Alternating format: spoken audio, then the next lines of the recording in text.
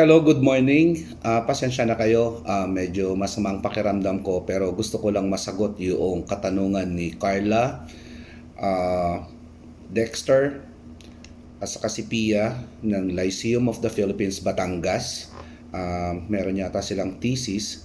So, tinatanong nila ako sa page. Meron kasi akong page na kung saan 7,000 members at ito yung asosasyon ng mga food services.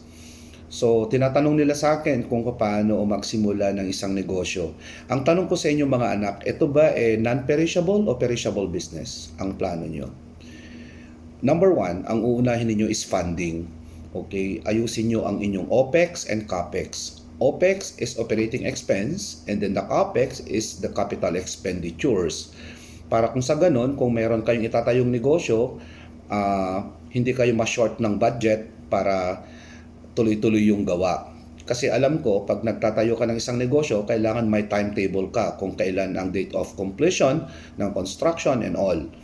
Kasi baka mamaya sa kalagitnaan ng construction, short ang budget, hindi nabili ang plywood, kulang ang semento and all. So hindi nyo maitutuloy yung negosyo, maabala. Okay?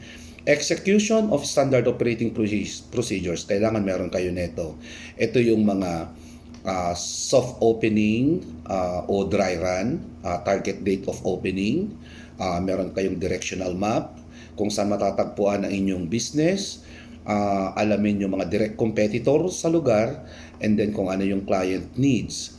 So, kailangan nyo rin magkaroon ng study about the foot traffic and the execution of opening promo as well.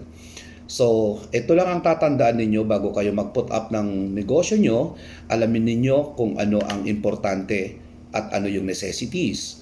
Okay? So, like foods, tire, cellphone loads, rice, and gasoline station maybe.